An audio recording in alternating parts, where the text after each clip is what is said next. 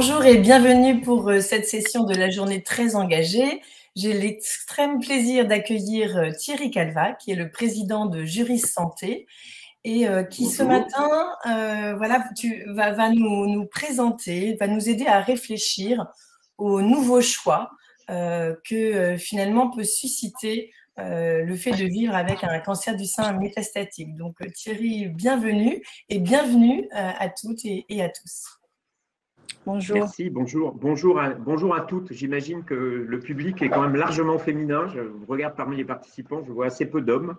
Je me fais même figure d'insolite dans le paysage. Alors, on a une demi-heure. Je vais essayer d'être à la fois concis, bref et efficace, et de façon à ce qu'on puisse, et les uns et les autres, plus exactement les unes et l'autre, pouvoir aussi échanger avec, si vous avez des questions. Donc, sachant que c'est un sujet qui est un sujet à la fois compliqué, complexe, qui mériterait qu'on puisse y passer des journées, puisque évidemment, c'est un sujet qui implique l'ensemble de votre vie. Et en même temps, c'est relativement simple. Donc, je vais juste essayer de vous donner quelques clés à travers l'intervention qui vous permettent de réfléchir, d'engager d'une certaine façon une forme de travail. Alors, ce qu'on n'a pas dit, c'est qu'en fait, moi, je suis par ailleurs sociologue et coach. Donc voilà, et comme le disait la petite introduction, les propos n'engagent que l'expert. Donc vous n'êtes pas obligé de me croire, donc ça c'est une première chose, mais par ailleurs, vous pouvez à un moment donné avoir une oreille attentive à ce que j'ai à vous dire. Alors je vais juste j'ai préparé une petite présentation qui devrait apparaître à l'écran, je pense, ou pas. Oui, normalement, si Camille va la mettre en ligne. On va la mettre en ligne. Peut-être juste, c'est une présentation qui commence par une forme de question assez basique. Alors, il faut juste que ça puisse fonctionner. Voilà. Assez basique. C'est de s'interroger, je vous propose peut-être juste de prendre une petite minute, de savoir finalement à quel moment est-ce qu'on se sent pleinement heureux. Alors heureux, c'est un bien grand mot, mais on va dire on se sent bien. À quel moment est-ce que vous qui regardez ce webinaire, dans votre vie, dans les moments quotidiens de votre vie, vous vous sentez le plus à l'aise? Donc n'hésitez pas, si vous voulez, sur le chat à répondre. Vous pouvez avoir ou pas d'ailleurs, s'il n'y a pas de question, s'il n'y a pas de réponse ou je vois certains sont en train d'écrire.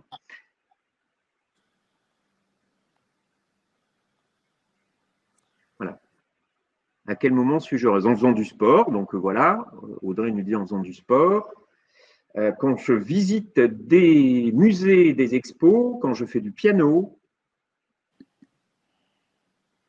Après les résultats d'un PET scan, quand je me balade, quand je suis avec mes enfants, au grand air avec ceux que j'aime, je suis heureuse quand je suis dans ma nouvelle orientation professionnelle, pendant mes cours ou soirées de danse, quand j'écoute des podcasts, etc., etc.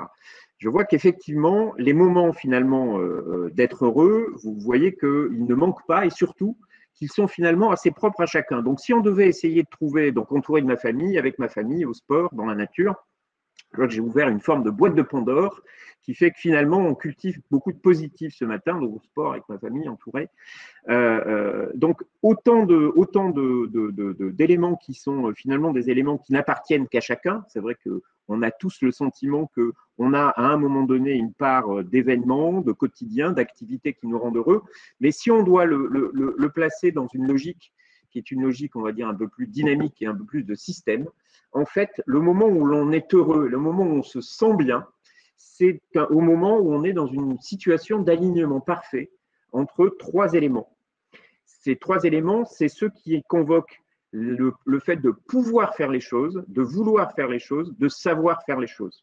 C'est-à-dire qu'à un moment donné, on a pleinement l'alignement et la capacité à vouloir, à pouvoir et à savoir. Je prends un exemple, dans les exemples qui sont là. Par exemple, quand je vais faire du sport, qui est celui de Magali, j'ai la volonté à un moment donné de pouvoir m'investir dans le sport. J'ai la capacité à le faire, tout simplement parce qu'à un moment donné, ça passe par des choses assez simples. C'est que physiquement, je peux le faire, mais que par ailleurs, Si je vais dans une salle, j'ai aussi l'accès parce que à un moment donné, j'ai pris un abonnement. Et par ailleurs, je peux faire du sport parce que j'ai une connaissance et donc un savoir de la pratique. Je prends cet exemple-là. On peut très bien prendre la balade avec son chien en forêt. On souhaite décompresser. On a la possibilité de le faire puisqu'on a un véhicule, par exemple, qui permet d'y aller. Et on sait globalement les bons endroits où on va pouvoir aller. Donc, on est clairement dans une situation qui est une situation d'alignement de ces trois notions. Et la maladie, puisqu'il s'agit quand même à un moment donné d'aborder la question, est précisément cette chose qui vient à un moment donné perturber, possiblement perturber cette situation d'alignement parfait. Et pour ça, il y a j'ai isolé là 3 situations, on peut en avoir des plus complexes, mais c'est simplement pour que vous puissiez comprendre et aussi derrière pouvoir vous interroger sur, dans la situation qui est la vôtre, qu'est-ce qui à un moment donné peut faire dissonance. Mais la maladie, en fait, elle vient remettre en cause au moins un de ces leviers. Par exemple, c'est le moment où on ne peut plus faire les choses, c'est-à-dire qu'on veut les faire, on sait les faire. Par exemple, l'exemple du sport, je vais prendre un exemple très badin, hein, qui est celui du sport. On veut à un moment donné faire du vélo elliptique, par exemple. On sait comment on fait du vélo elliptique, on connaît parfaitement sa fréquence cardiaque, et en même temps, on ne peut pas le faire parce qu'on n'a pas de vélo elliptique chez soi et que par ailleurs, on a perdu la carte d'accès au sport. Ça, c'est une situation qui est une situation, vous voyez, je l'écarte volontairement de la maladie, mais c'est une situation qui est une situation qui va, à un moment donné, faire qu'on ne peut plus et qu'on va s'investir considérablement pour essayer de trouver une solution. Et en le fait de trouver une solution, donc de retrouver des capacités, peut amener de l'épuisement, peut amener aussi une forme de surinvestissement. Pour le dire différemment, on va être obnubilé exactement par ce que l'on ne peut pas faire. C'est-à-dire l'humain est ainsi fait que dès lors qu'on lui interdit une chose, il va cristalliser toute son attention sur le fait de pouvoir la réaliser et donc avec derrière de possibles effets délétères. Deuxième type de levier qui peut être à un moment donné remis en cause par la maladie ou un incident, hein, c'est la volonté. C'est-à-dire qu'à un moment donné, on n'a plus la volonté, le ressort est cassé, on ne sait plus très bien finalement pourquoi on fait les choses, donc on pourrait les faire, on saurait les faire, mais on n'a pas envie. Voilà, un matin, on se lève et on n'a finalement pas envie de le faire. Donc on ne veut plus, et là, on va se retrouver, par exemple, dans le cadre d'un traitement qu'on suit, on ne veut plus, on en a assez, donc on va se retrouver dans une situation de désengagement possible, de prise de recul. Mais l'intérêt de la prise de recul ne signifie pas qu'il ne faut pas prendre de recul, mais c'est simplement qu'à un moment donné, le fait de prendre trop de recul peut amener et conduire à une forme d'éloignement à la fois à soi et à la fois aux autres. Et puis, un troisième levier qui peut être handicapé, c'est celui du savoir, c'est-à-dire qu'à un moment donné, on voudrait savoir un certain nombre de choses, par exemple hein, sur sa maladie, on voudrait savoir un certain nombre de choses, on ne les sait pas et on se met possiblement à devenir, on ne sait pas par exemple ce que l'on peut dire à ses enfants, on ne sait pas par exemple ce que l'on peut dire à ses proches, on n'a pas été forcément formé pour ça, on n'a pas forcément la connaissance de ce qu'il faudrait leur dire, et on se retrouve dans une situation qui peut être une situation, dès lors qu'elle s'installe, qui est une situation de culpabilité et de perte de confiance, que vous retrouvez aussi par exemple beaucoup dans le milieu professionnel quand à un moment donné vous vous retrouvez à devoir être éloigné hein, pour des raisons de traitement, pour des raisons de congé de votre milieu professionnel. Et quand vous revenez, eh bien, il y a une forme de syndrome qui s'installe qui est finalement je ne sais plus parce que le travail a évolué, parce que les connaissances qu'il faut que j'ai dans mon travail ne sont plus celles que j'avais au départ et qui à un moment donné amènent d'une forme de culpabilité possible et de perte de confiance. Donc on est face à une situation qui est une situation dans laquelle de toute façon, cette situation d'alignement, la maladie, quel qu'en soit d'ailleurs à la fois le stade et les étapes qu'elle implique, hein, à la fois dans le traitement, à la fois dans le parcours de soins, qui est qu'à un moment donné, on va immanquablement se retrouver dans une situation où l'un ou plusieurs d'ailleurs de ces leviers vont se retrouver complètement bousculés par la maladie. Et dès lors, toute la question, c'est la question de l'acceptation. C'est-à-dire, à un moment donné, on est face à une situation qu'on ne va pas maîtriser, et de toute façon, la maladie est une situation qu'on ne peut pas maîtriser, qui vient, qui s'invite, qui s'installe. Et cette situation-là, il va falloir, à un moment donné, avant même de penser à toute forme d'arbitrage ou de renoncement, il va s'agir d'être dans un phénomène d'acceptation qui passe en fait par 4 grandes phases qui sont assez connus, donc je ne vais pas rentrer trop dans le détail. Et par ailleurs, je crois que dans le programme, il y aura d'autres occasions d'y revenir, qui est une première phase à l'issue de la rupture, une forme de rupture dans le quotidien qui s'était installée. Vous avez une vie, et puis un jour, il y a un diagnostic qui est posé, et ce diagnostic va entraîner dans un premier temps une forme de choc et de sidération, c'est-à-dire que, notamment, on se retrouve à ne pas comprendre. La deuxième phase dans laquelle on va rentrer, qui est une phase de fuite et finalement de recherche de solutions, de déstructuration progressive, c'est-à-dire qu'à un moment donné, on comprend que la situation ne sera plus tout à fait celle qu'on a vécue, et de restructuration, c'est-à-dire qu'à un moment donné, on va d'une certaine façon reprendre la main sur la situation et se recomposer un paysage qui est un paysage mental nouveau dans lequel la maladie, notamment, fera partie finalement intégrante de ma vie. Le risque, c'est que ces 4 phases-là sont des phases tout à fait normales et conséquentes qui réclament du temps. Et le risque, c'est que et la société moderne et la pression, notamment des proches, mais éventuellement d'un employeur, vous oblige, ou en tout cas vous semble devoir vous obliger à devoir faire, et j'insiste juste sur cette petite incidente, ce qu'on appelle le saut de Tarzan, c'est-à-dire qu'on vous demande, et notamment les proches, il y a une pression assez forte généralement, de passer du choc et de la sidération à une restructuration immédiate. C'est ce qu'on appelle le saut de Tarzan, c'est-à-dire ne pas faire, d'une certaine façon, le deuil de la situation passée pour renvoyer vers une nouvelle situation et faire un saut de Tarzan directement, c'est-à-dire de dire je passe d'une annonce qui m'est faite à je recompose complètement ma vie, c'est sans doute un des plus sûrs moyens de construire finalement d'une certaine façon un peu sur du sable. C'est-à-dire que l'acceptation, le fait de se laisser porter aussi par les événements permet d'une certaine façon à la fois de s'approprier l'instabilité que la situation installe et de reconstruire derrière des choses un peu plus stables. Et pour ça signifie tout simplement, puisque c'était l'objet de cette intervention, de comprendre une chose assez simple et qui est un leitmotiv que l'on va retrouver finalement tout au long de la maladie, c'est que et les soignants et les proches vont vous dire il va falloir arbitrer, il va falloir d'une certaine façon que tu renonces. Le renoncement, dans ce contexte-là, et on voit bien, c'est que la maladie vient amener une forme de sobriété qui est une sobriété subie. On ne peut plus, on ne veut plus, on n'a plus la connaissance pour de multiples raisons, à une forme de sobriété maîtrisée. C'est tout l'intérêt finalement d'une approche qui consiste à dire je vais commencer à essayer d'arbitrer, je vais commencer d'une certaine façon à apprendre à renoncer. C'est que je vais passer d'une situation qui est une situation de sobriété. Alors derrière l'idée de la sobriété, c'est le fait que forcément il y a une forme de rétrécissement qui va s'installer et qui est inhérent au fait qu'on perd à un moment donné un certain nombre possiblement de capacités, mais aussi derrière d'horizons, où en tout cas l'horizon devient plus instable. On passe d'une situation de sobriété subie à une situation de sobriété qui est une situation de sobriété maîtrisée précisément parce qu'on va d'une certaine façon garder la main en renonçant et en arbitrant. Et pour aborder ce sujet, je vous propose juste un tout petit outil assez simple, qui est un outil qui est à la fois un outil d'arbitrage et un outil de renoncement, qui est quelque chose qu'on peut faire tout à fait simplement chez soi et qui permet à un moment donné, par moment régulier, de se dire finalement où est-ce que j'en suis moi à la fois dans ma vie, dans mes envies, dans mes désirs, dans mes projets. Généralement, quand on pose cette question, on a souvent une question extrêmement complexe, un sujet extrêmement complexe qui se présente à soi, avec une multitude de facteurs, et on se dit, j'aimerais faire ceci, mais j'aimerais aussi faire cela, mais je ne peux pas faire ceci, mais en même temps, ce serait bien si… Voilà. Donc, par rapport à ça, c'est un outil extrêmement simple qui vous propose une forme de découpage assez simple des différentes tâches, projets et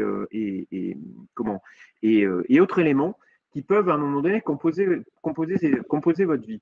Alors, moi, je vous en ai préparé un, mais qui est vraiment, qui est là, je vous l'ai préparé, c'est vraiment à des fins d'exemple pour vous faire comprendre la démarche. Le gros intérêt de cet outil, c'est que ce qu'il faut comprendre, c'est la méthode, beaucoup moins que les différents items que j'ai pu mettre là, qui sont des items que j'ai puisés vraiment comme ça dans différents contacts qu'on a pu avoir, qui ont même un côté un peu, j'allais dire, ballot, parce qu'ils sont extrêmement génériques, mais qui sont des tâches, qui sont des projets, qui sont des envies, qui sont des besoins qui sont les vôtres. Donc, simplement, hein, sur une forme de radar, comme ça, vous allez installer, alors là, je vous en ai mis, je crois, il doit en avoir 7, vous pouvez en avoir 10, 12, 15, autant finalement que vous voulez. Après, il y a un moment où il y a une limite physique à la chose, mais c'est tout simplement de pouvoir, à un moment donné, mettre sur cet outil-là les tâches, désirs, projets qui vous sont essentiels. Alors moi, j'ai mis aller au cinéma, par exemple, travailler, voir des amis, garder une vie sexuelle, supporter le regard des autres, faire du sport, voir grandir mes enfants. Vous voyez, toutes les choses ne sont pas de même poids, et quand vous allez les lire, certains d'entre vous vous diront « Ah oui, ça m'est essentiel », puis d'autres diront bah « Non, ça, c'est pas forcément essentiel pour moi », mais pour d'autres, ça le sera. Donc, on a là un outil qui est un outil un peu générique, et sur ce radar-là, vous allez simplement installer les différentes séquences qui vous intéressent. Et ensuite, on va opérer un jeu qui est un jeu assez simple, hein, qui est un jeu de découpage. Premier jeu de découpage, c'est sur l'ensemble de ces tâches qui sont là, vous allez, et c'est une situation propre à chacun, donc là je fais un exemple qui n'est même pas le mien, hein, qui est vraiment un exemple bateau, vous allez mettre sur une échelle de 0 à 10 ce qui vous semble très important pour vous. Là, par exemple, dans le cas présent, j'ai mis le fait de voir ses amis comme étant extrêmement important et le fait d'avoir d'autres types d'activités comme supporter le regard des autres, moins important, ou garder une vie sexuelle comme très peu important. C'est vraiment un exemple. Donc là, vous allez vous interroger sur vos désirs, sur vos projets, sur finalement tout ce qui compose votre vie pour vous dire puisque à un moment donné, on ne va pas forcément avoir ni le temps, ni la capacité, ni la volonté de pouvoir tout faire, ce qui compte vraiment pour vous. Ça, c'est le premier temps de l'analyse. Le deuxième temps, c'est toujours hein, sur ce même tableau. Donc, une fois que vous avez vu ce qui est important, c'est de pouvoir évaluer le degré de difficulté que vous avez pour réaliser cette tâche, ce projet. Donc là, dans le cas présent, hein, vous voyez, je vous laisse le découvrir, mais vous avez, voilà, j'ai aléatoirement installé un deuxième scope qui permet, par exemple, de voir et se dessiner. Le fait de voir grandir les enfants, c'est quelque chose de très important, et en même temps, c'est à un moment donné quelque chose qui a un vrai degré de difficulté pour moi, pour de multiples raisons, qui est chacun a le sien. Donc on voit se dessiner progressivement des lignes qui permettent d'avoir une forme de vision un peu panoramique et rationalisée surtout de ce qu'est son quotidien. Le troisième élément qui est à faire entrer dans ce jeu-là, c'est au-delà du fait de mettre ce qui est important pour vous et ce qui, à un moment donné, va constituer une source de difficulté, c'est de pouvoir indiquer ce sur quoi vous avez finalement une marge de manœuvre ou une marge d'autonomie. Il y a des choses dans la vie dans lesquelles on a finalement assez peu de marge d'autonomie. Il y en a d'autres sur lesquelles on en a davantage. Et une fois qu'on a fait ce travail-là, qui est assez simple, qui est assez simple, en tout cas dont la représentation est assez simple et vous permet finalement d'avoir une vision un peu en système ou en flux hein, de ce qu'est votre quotidien, et ben vous voyez se dessiner finalement 3 types de choses et qui vont à la fois favoriser l'arbitrage et qui vont en même temps vous donner quelques indications sur comment est-ce que vous pouvez réorienter certains projets de vie, comment est-ce que vous pouvez abandonner certains ou comment est-ce que vous pouvez essayer de vous doter de ressources qui soient les ressources utiles pour que vous puissiez continuer à vivre au mieux et finalement essayer d'être dans cette recherche qui est je vais essayer de m'aligner le plus possible sur le fait de pouvoir, de vouloir et de savoir. Et donc, il y a comme ça, il y a différentes zones. Vous avez une première zone qui va être plutôt une zone assez simple, c'est finalement j'ai des choses qui sont très importantes pour moi, j'ai très peu ou un degré de difficulté moyen, voire faible, sur lequel je peux à réaliser ces tâches. Et là, vous allez être finalement sur des tâches relativement simples, relativement, entre guillemets, banales, pour pouvoir, à un moment donné, les conserver. Là où, comme dirait ma grand-mère, ça commence à sentir le caramel, c'est sur toutes les situations qui sont des situations qui finalement ont peu d'importance pour vous, et celle-là, dans le cas d'un arbitrage, vous pouvez sciemment et en pleine conscience les abandonner sans regret, ou des situations qui ont peu d'importance pour vous, mais qui par ailleurs nécessitent, réclament de la difficulté, et par ailleurs sur lequel, même si vous avez une autonomie assez forte, ne mérite pas de figurer finalement dans votre échelle de ce qu'il faut bien appeler une forme de hiérarchie de renoncement. Donc, il y a ce que vous allez pouvoir maintenir, ça vous donne une matérialisation de ce que vous pouvez maintenir finalement sans gros efforts. Il y a ce que vous allez pouvoir abandonner finalement sans regret, soit parce que ça ne compte pas pour vous, soit parce qu'à un moment donné, le degré de difficulté est tellement élevé que ça va être très compliqué de pouvoir le maintenir. Et enfin, on a une troisième zone qu'on appelle et qu'on peut appeler une zone de mobilisation de ressources, c'est-à-dire des choses très importantes pour vous, sur lesquelles vous ne voulez pas lâcher, qui néanmoins génèrent beaucoup de difficultés pour vous, c'est-à-dire que vous voulez beaucoup, mais vous ne pouvez pas pour de multiples raisons, vous ne savez pas pour de multiples raisons, et qui va constituer finalement, dans le cadre du travail quotidien et de la vie quotidienne, l'endroit où vous allez vous interroger sur les ressources que vous allez devoir mobiliser pour pouvoir y arriver. C'est-à-dire qu'à un moment donné, il va falloir peut-être y consacrer du temps. S'il y a des choses que vous ne savez pas, il va falloir prendre le temps nécessaire pour rendre possible le fait de réaliser tel et tel type de choses.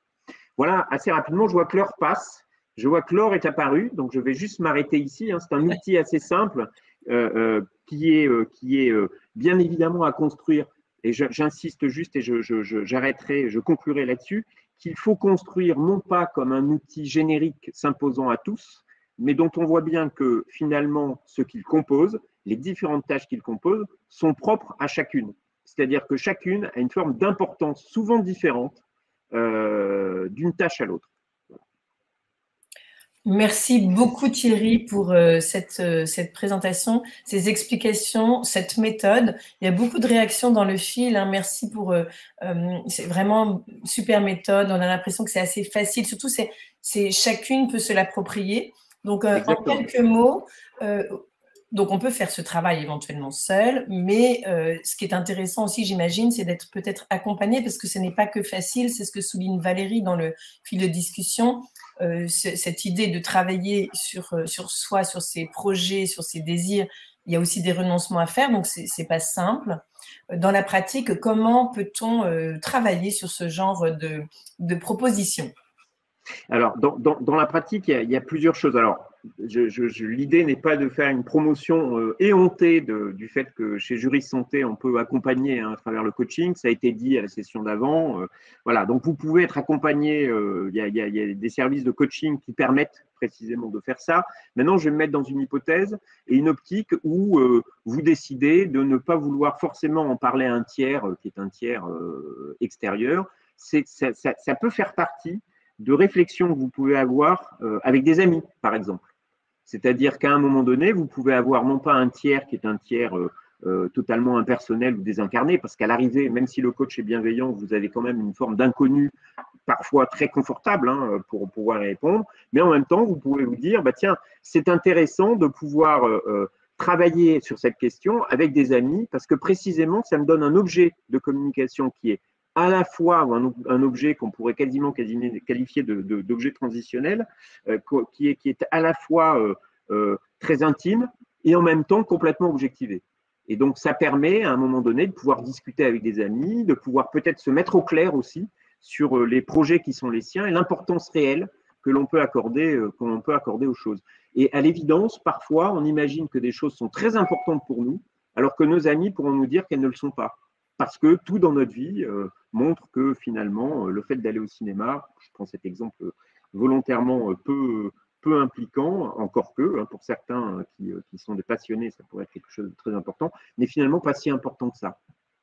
Voilà, donc ça, moi, le conseil que j'ai, c'est, alors vous pouvez le travailler seul, c'est possible, c'est pas forcément, là je vous présente de façon rapide, c'est pas forcément un exercice facile à réaliser. La méthode est facile, mais il n'est pas forcément facile à réaliser, il faut y réfléchir, mais ça oblige à un moment donné à se poser des questions. C'est surtout ça l'intérêt de la méthode, c'est que ça oblige à se poser des questions.